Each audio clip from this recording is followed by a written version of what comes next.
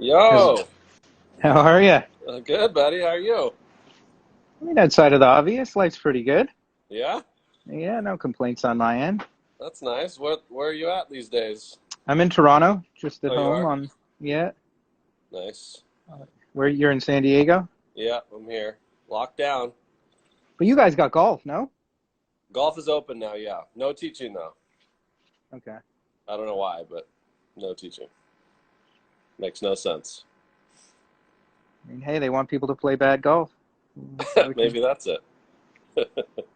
So you've been out. I mean, when did you get shut down? So my shutdown story is interesting. I caddied the Thursday of the players, Oh and boy, then let's talk about that. so uh, pumped it in the water on the Wednesday as the caddy in the practice round. You did? And then, I mean, I made a good swing. I mean, I can't tell you how nervous I was Yeah, in really? the, yeah, I mean, when was the last time I hit shots in front of, 1,000 people? I don't think I've ever done that in my life. Yeah, yeah. Uh, let Where'd alone you? after walking 9 holes to it, or 8 holes for that matter. First swing out of the gate, but did that. And then Thursday, Victor went out, shot bogey free 3 under, played quite nicely. Thought the tournament was kind of going to go on as planned with no fans, Yeah. and they canceled it in the middle of the night. Like Victor woke me up at like 2:30 in the morning, telling me the tournament was canceled. Oh, So jeez. so we hung around Jacksonville for 2-3 days, and then this, we had it planned a long time in advance that we were going to finish the players and then go play Augusta because he was supposed to play in the Masters. Yeah. So we end up driving up to Augusta. We play Augusta on the 17th, I think, of March. Probably the coolest day of my life as a golfer. Um, and then we flew back to Orlando to kind of clear up the rental house that we had because he was basically living in Orlando prepping for, he had a stretch of Yeah. players, match play, Augusta, was going to maybe play the Heritage after that. And then so flew back, and then me and Brendan, a buddy of mine who works with me now, we rented a car and drove home, and we basically got home like the 19th or the 20th, and we just basically been sitting here doing this since then. That's crazy. Are you guys going back to the first one, the Colonial? Yeah, he'll play Colonial and RBC. Pending, he's Okay. in Scotland right now, so hopefully the Hopefully he tour's gets there. working. Yeah, hopefully they can get him in the country. Yeah, that's crazy. Wow. But yeah, so really since about the 19th, we've been in lockdown, and I mean it could be worse. Oh yeah, for sure. Yeah. It'll be so fun when we all get back. Yeah, exactly. I think it certainly teaches people to appreciate what we had. Yeah. You know, like even just the thought of right now just going out and playing around a golf just gets me excited. It's So just so special. Right? yeah, Things, exactly. things we took for granted. Yeah. But I feel like, at the end of the day, is this will end up being good for golf. Like Yeah. golf is going to be one of the first sports to come back. People see how socially distant it is. We're going to be in this state for a little while. I think getting used to it. But to me, I'm no expert or anything like that, but golf can be played in this climate. Yeah. You don't have to be near anybody. You don't touch anything that anybody else touches. No. To me, there isn't. To me, golf courses should be open, but I'm not a politician, nor will I ever be. Yeah. So So you guys aren't open yet? no, and I don't. They're stricter up here than they were Yeah. in the States. Like Florida, when we were in Florida, it seemed like nobody even knew this thing was going on. Yeah. Um, I think we're a couple weeks away at the very minimum before we kind of get back to it, Yeah. but we'll get there. Yeah. So tell me how all this stuff happened. I mean, you've had a lot of changes in the last few years. Yeah, so did the winning identity thing, worked at Blast, and stopped working at Blast, I don't know, call it June, July 2017. Okay. Um, It's been a while now. yeah, so my plan originally was to take an entire year off, Yeah. travel, see the world, do some of the bucket list things that you want to do. I was very fortunate the way that everything went down, you know, with winning identity and working at Blast, and that was great experience. It just wasn't my cup of tea. Yeah. Um, and was just going to take a year off and travel. And I was, my now fiance, we were going to take a trip to uh, Greece and Spain in 2017. So we had booked that, and a friend of mine, Brendan, um, was going to European Tour Q school in the UK. Uh-huh. So he said, why don't you hop on and caddy for me? And then you can go and meet your fiance in Greece. No, meet her in Spain. So I went and caddied for him. He didn't get through, but ended up running into, oddly enough, a San Diego kid, James Erkenbeck. Oh yeah. Uh, Nice. and and he said, hey, why don't you come caddy for me in second and final stage? Because the way that it works in Europe is basically second stage, and then you have like 2-3 days where you got to prep for finals. It's like it's Yeah. really It's like quick. Yeah. 10 rounds of golf in 13 days. Wow. You know, so it's a lot. So went and caddied for him, and he got through second stage. He actually played phenomenal in second stage, and called up Victor Perez, who had played college golf together at New Mexico, thinking that Victor had just come 18th on the Challenge Tour. So James thought that he was going to go to final stage to try and improve his status for the next year. It Yeah. turns out that he didn't. But James said to me, he goes, listen, you know, you're in a position where you can help manage players. He's like, you know, a lot of the managers out there either don't know what they're doing or aren't looking out for the, you know, the right things with regards to the players. Yeah. You should be a player manager or a player agent or whatever you want to call it. And I guess being the naive individual that I was, Yeah. I said it's not a terrible idea, and I got on the phone with Victor, and Victor's very unique. I remember saying to Victor on our first phone call, could you send me what your expenses were for the 2017 season? No, was it 2017 or was it 2018? 2017 season. And he sent me this spreadsheet where he had all the tournaments down the left and all the expenses across the top.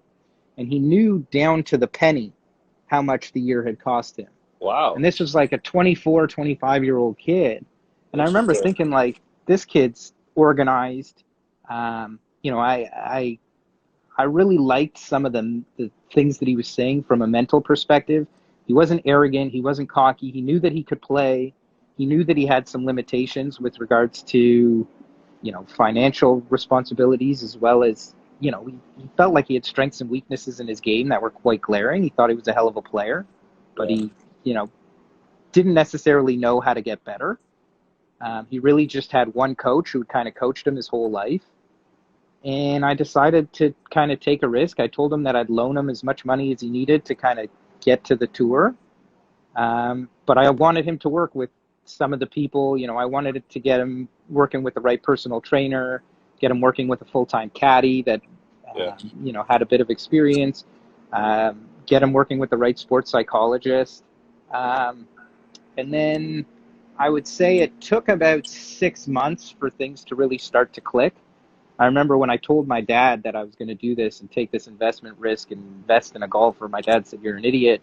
You know, we bet on horses. We don't own horses. Mm-hmm. And I said, I don't know. I just have a feeling about this. The kid's smart. You know, he's a big kid too. He's 6'5". You know, so I felt like it was worth the risk. And I remember my dad also saying to me, like, 4 months into this thing, like, when is this guy going to do something? And, I mean, it's not, I wish it was as simple as that. Yeah. Takes a little bit of time.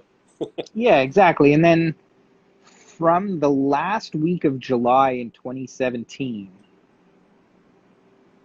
until through the entire season, his worst finish on the tour was 15th. He won the biggest tournament on the Challenge Tour that year, which is equivalent to the Corn Ferry in Europe, earned his European Tour card, and then in the first European Tour event of the season came third, and had basically not necessarily locked up his card for the next year, but Yeah. pretty close to it. And then I would say about 6 months into his European Tour season, he wanted to get more experience on the bag. Yeah. The guy the guy that we had caddying for him was really just a buddy of mine, and it worked on the Challenge Tour. But he wanted to get somebody that had kind of been around the block, had worked with somebody that was world class. He had gotten to 110 in the world, 120 in the world at this point. So he was, really close to doing something special. And I remember seeing a tweet at we were at the Irish Open or the Scottish Open, and I remember seeing a tweet that Matt Wolff had fired J.P. Fitzgerald. Ended up getting the European Tour to get me J.P. Fitzgerald's number. Victor called him, and then J.P. flew to Scotland to meet Victor. Victor lives in Scotland. Mm-hmm. And they spent a couple days. JP took the job. The first week they came 10th in Sweden, and then they missed 2 cuts in a row. And it's kind of interesting. Those 2 weeks were the best 2 weeks to ever happen to Victor, in the sense that JP wanted Victor to play far more aggressively than he was playing. Yeah. So Victor was kind of playing a bit of the decade system, playing a couple of % off the flag, and making cuts and coming T30 and, almost to the point where it's hard to see that there's a problem, So you're hitting all the shots that you're executing to what you think you need to be doing, but, you're only going to make, I think, something like 5 putts over 10 feet every week. So it was, he just wasn't playing aggressively enough. And then JP kind of got him playing aggressively. In the first week, they came 10th. In fact, I think they had a chance to win on Sunday. Yeah. And then he kind of backed it up down the stretch a bit. But missed 2 cuts in a row. And what's funny is when JP took the job with Rory, they missed their first 4 cuts together, which a lot of people don't know. So it takes time to understand how to play aggressively at the highest of levels. And then the 4th event, they won. Wow. They won the Dunhill, and then, really since then, I think he's played in 13 events. So he won 1 win, 3 seconds, a 4th. He's all the way up to 40 in the world. So he's, right on the cusp of, being a household name in a sense. And, he was really trending in the right direction. He shot 63 on Sunday in Abu Dhabi. To come second there, and that was probably one of the cooler experiences. When I didn't even realize it, but there was a camera crew following him off the green, and I let out a few expletives. That's not like you. No, not at all. Never. So it's been cool to watch somebody. Obviously, he had the game. He's always had the game. I think that, it's just about, a lot of it is who's around you and what energy are you getting. And a lot of people ask me, like, what's different about, say, Victor versus a mini tour player? And at the end of the day, not a whole lot, but he's got a very strategic work ethic. It's not like he's going to stand there and beat 100 balls, but he's going to go to the range for 3 hours, and he may only hit like 25 balls. Just because he's trying to figure out exactly what he's getting, and very analytical, looks at all the numbers, he journals. I think one of the things that I would say blew my mind the most was he won the Dunhill, and so he wins, and when you win, you go through the typical media. So he goes and he signs his card, he does the media. They give him the trophy. It was at the old course, which I think made it that much more special. He takes the pictures on the Swilken Bridge with the trophy. And then he goes back and calls his statistician, got all of the stats for the day, called a sports psychologist, decompressed with her, and kind of got all of his thoughts out about what happened down the stretch and what it was like winning at, this level. Yep. He wrote in his journal. He writes everything down. That's another thing. That's great. Great advice for people. And then he actually went and did a cool down workout. And I remember after that, I remember saying to him, I'm like, hey, make sure you enjoy this thing. Like, go celebrate. Right. And he goes, don't worry. Like, tonight we'll celebrate. But he goes, this is great. And one of my goals as a professional golfer was to win on the European Tour and to win the Dunhill and to win such a big tournament. But it's, as a 6-year-old kid growing up playing golf, I never tapped in to win the Dunhill. I tapped in to win the Masters. I tapped in to win the Open. You Yeah. know, this as much as it is a goal, Yeah. it's not the goal, and there's Yeah. still room for improvement, and there's still plenty of room for me. You know, he even said, he's like, look, I didn't putt particularly well on Sunday. Yeah. You know, he's like, I could have made it way easier on myself. You know, and even to that degree, he's like, I got some help from the other guys in the field. It's not like anybody caught me. You know, I didn't necessarily have to go out and shoot 5 under, 7 under to win this thing. I just kind of had to plod along and not make mistakes. And, you know, par fives, you capitalize and you do those sorts of things. But he kind of felt like, you know, he played great the first 3 days. The last day it was colder. The conditions weren't as good. And I think he felt like, you know, he could have been better than he was. Yeah. So he just kind of wanted to decompress. And you know, I remember that night when we talked about it, I think it was probably 2 or 3 in the morning where he was, and Yeah. he had a few pops, I guess you could say. Uh-huh. And you know, we were joking about some of the stuff, but you know, that's the dedication that it takes in order to kind of do it at that level, is just to do any and everything that you possibly can to do it. But to say that it's not possible, or to say that they're otherworldly, you know, it's doable. Yeah. So what else did you see in him? I mean, besides his organization, what in his game did you see that was so? You know, obviously you took a risk on your own to join forces and do this. When I chose to do it, I had never seen him hit a golf ball. I Are would you say serious? that I'm dead Wow. serious. Yeah, I would say there it was two things. It was the organization Yeah. of how, you know, the way that he journaled, the way that he did his expenses, the way that he looked at those sorts of things. And really, to me, James Erkenbeck is one of the best players, most naturally gifted Oh golfers my I've ever God. seen in my life. Yeah, he's impressive. So if he's vouching for him, Yeah. I trust his opinion. Yeah. Um, you know, and I would say that the third thing, he had already won on the Challenge Tour that season. Yeah. At like, he still to this day holds the record for the lowest 36 hole scoring on the weekend in Challenge Tour history. He Oh well. shot 61, 65. Well, pretty good. Decent. 126. So yeah. So when you know, I think seeing those things was enough for me. Like at the end of the day, you're never going to get to that point and have gigantic skill deficiencies. You Yeah. know, it's not, you know, it's funny to like have people rip on guys on tour and their golf swings and this and that, but it's like, Yeah. look, at the end of the day, if he's got the, you know, if the face and path meet up and they, you know, they do what the player expects them to do, the ball typically goes where it's supposed to. You're never going to have a professional golfer who doesn't have a clue what's going on. It's just like, that's why I find like criticizing guys' golf swings does not matter how you swing the club, as long as you Yeah. can get the ball in the hole. And I think that we prioritize the golf swing as so much more than it really is. You know, it's maybe 1 or 2% of the Yeah. entire equation of this whole thing is the position of the whole thing. Like, it just, golf swing is one element of a million in Yeah. terms of getting there. So you know, and then I think we also put in our heads that there's a right technique. You know, this Mm-hmm. on plane, there's this right way to swing it. So if it looks like that, you know, like James is the perfect example of that. I think James has one of the best looking golf swings. You know, Victor has a different move in a sense, but the guy owns the club face. You know, I always joke with him. There's that saying where they say, you know, hard work is you know, rented or whatever. I always say that Yeah. Victor owns the club face and we just rent it.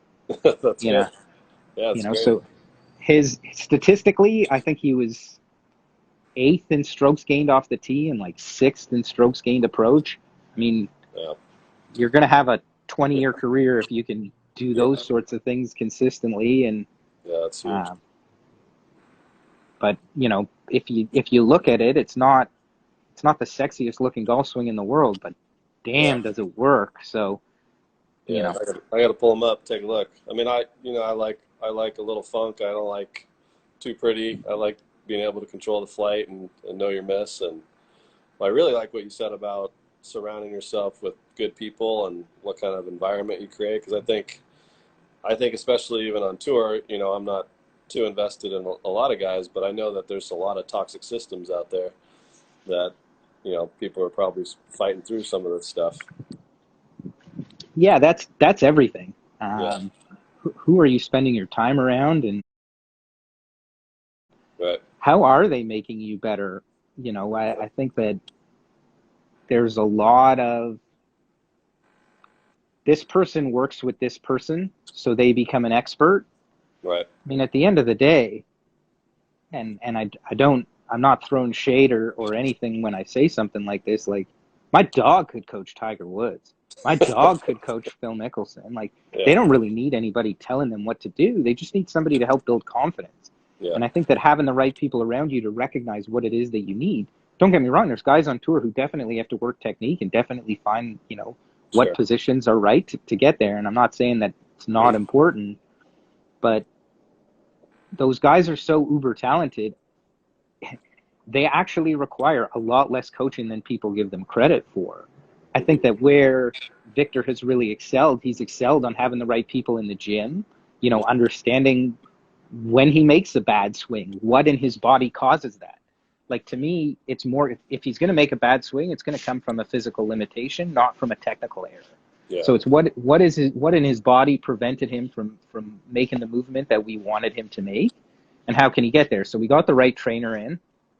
I think on tour, having a great caddy. I yeah, think that, there's a lot of recycling going on tour in terms of caddies. A lot of guys don't let things sit.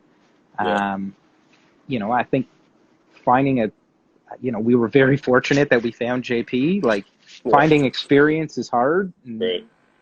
so I think that was huge. And then he works with Deborah Graham out of San Antonio on the mental side of things. Uh-huh. And I would say, I mean, I don't know what they talk about, because Deborah's she's a doctor, so she's not really allowed to talk about what they talk about. Yeah, But I would be inclined to tell you it's more self-actualization, self-realization stuff that has nothing to do with golf.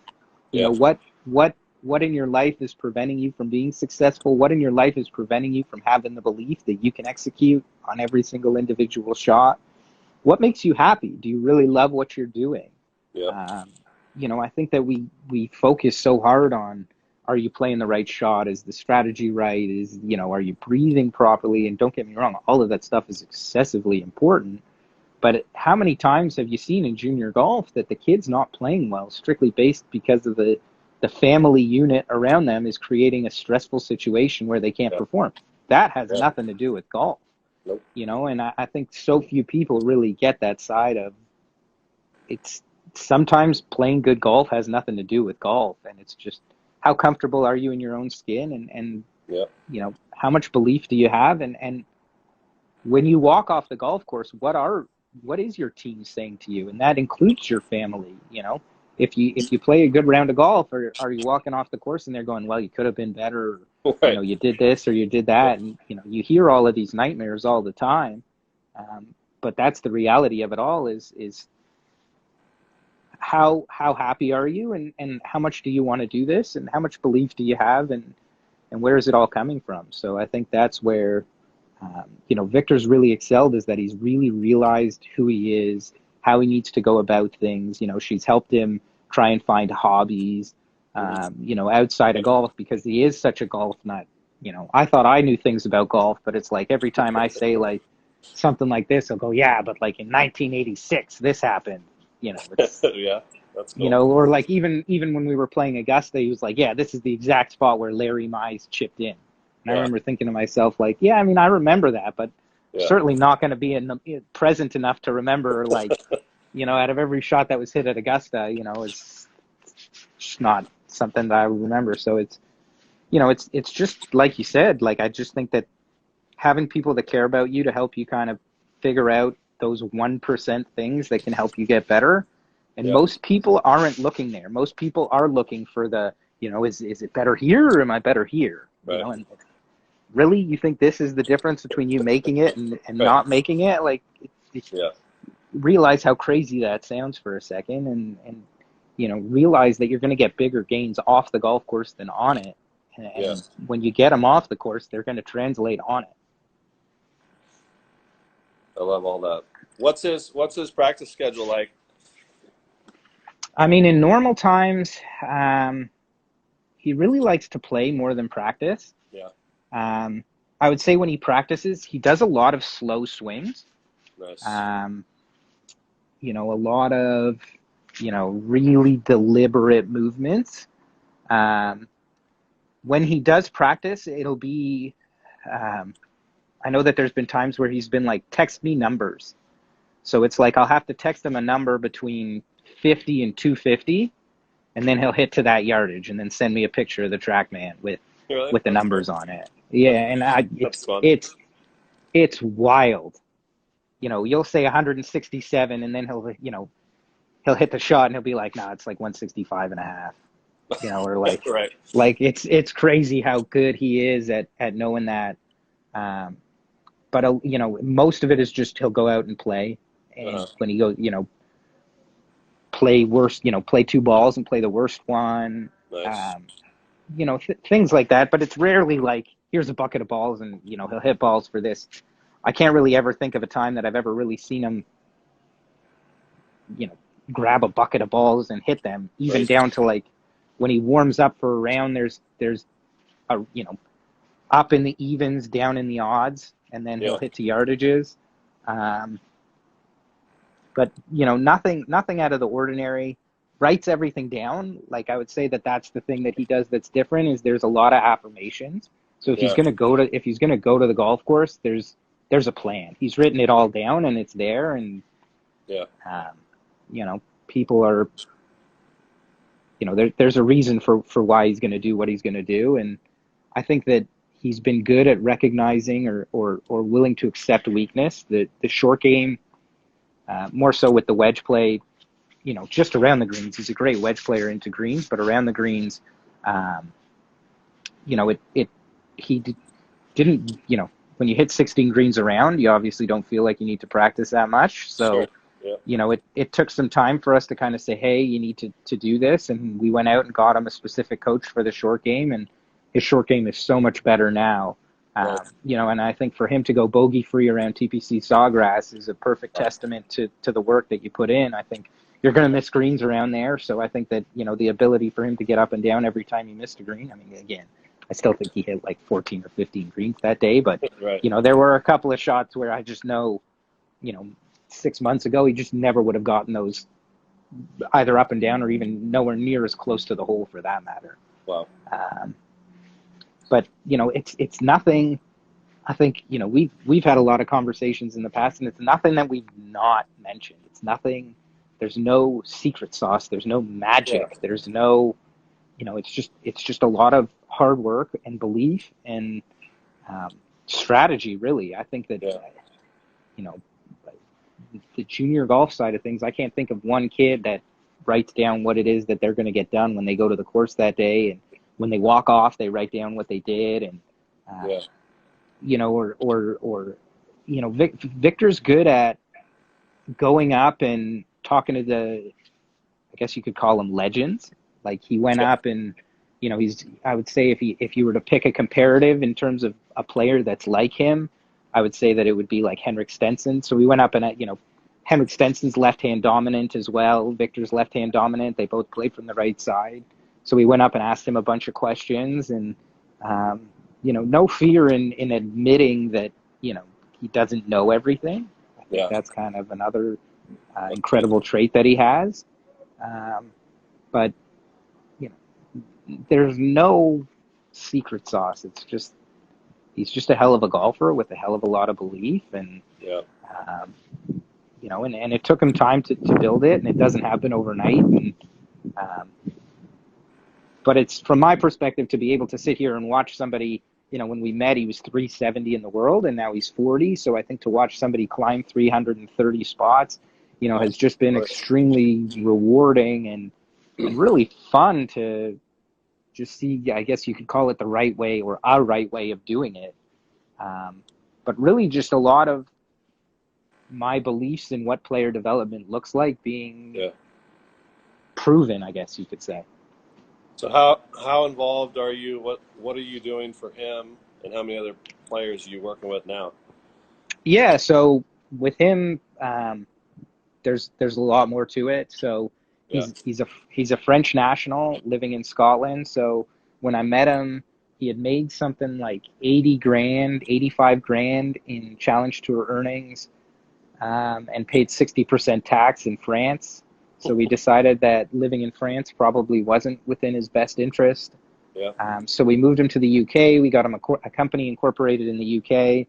So I helped him kind of re-solidify his taxes so he could actually keep some of his money. I help him with That's all big. of his all of his sponsorship related activities, whether it be securing a deal to making sure that he films the My First Ping video, Yeah. to helping him find the right people. I mean, I'm not a swing coach, I'm not any of that, but I would say that I've been very fortunate in my career to have spent some time around some of the top people in the game, and Yeah. just introducing him to people that I think jive with him. Yeah. I think that not every coach works for every player, not every trainer works for every player. So I think, finding the right people to put around him is where I've been good. And I really just think just being there as a sounding board. Yeah. We speak every day, and you know, he asks me questions, and you just really have to be there for him. And Yeah. then where it's been successful is that we've got two other players on the European tour. Michael Renzo Vera, who's 70, I think he's 73 or 75 in the world. I don't remember exactly. Maverick Ancliffe is an Australian player who's ranked 230 in the world, who's he was having a good year, good rookie season on the European tour. Hmm. He won three times on the China tour the year before. Wow. Um, Hell of a player.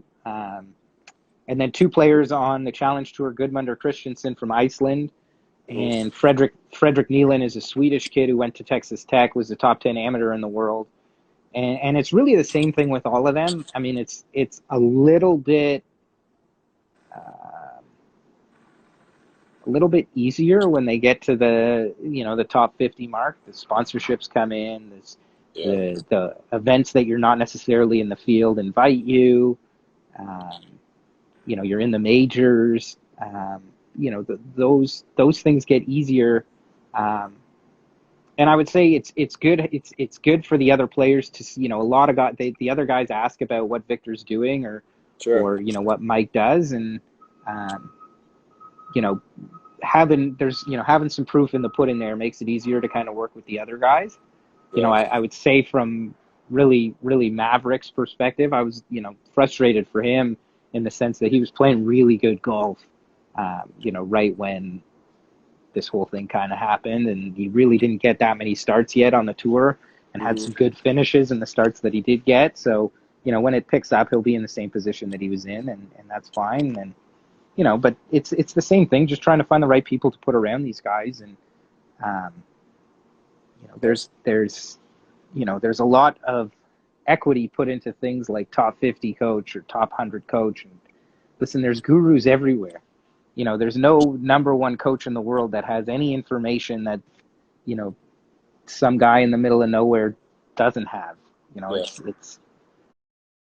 It's who that's just a popularity contest that kind of makes those rankings and things like that. And Yeah. I think it's just finding the right people and putting the right people around them, and just continuously giving them good energy. I think that's kind of the hard thing right now, is that especially in Europe, like, look, the PGA Tour starts in like a month from today, or a month Yeah. from tomorrow, or whatever it is. Like, yeah, sure, those guys have loads of clarity on when they may play. And in Right. Europe, they don't know when they're going to play. You've got a lot of international travel. So I think it's just trying to keep guys um, feeling like they have a purpose, and feeling Hmm. like, just trying not to let them get stale. Try and, you know, in Australia they can practice, and they've been allowed to practice the entire way through. But Mike's in France, and he's kind of just been hitting balls on a simulator. So trying to keep them active has been a little bit bigger of a challenge. Sure. But at the end of the day, eventually this thing will kind of clean itself up, and these guys will get back to it. And I think that they have the right people in their corner Yeah. to get what they need to get done. Yeah. And so when you get back at it, you travel to a lot of the events. Are you right there with them? Yeah, I mean, I think I went on 19 trips last year, so I went to quite a bit. I would say that's kind of been the coolest part is I've been everywhere from, Augusta, Georgia to Dubai to the UK to Spain to, you know, France.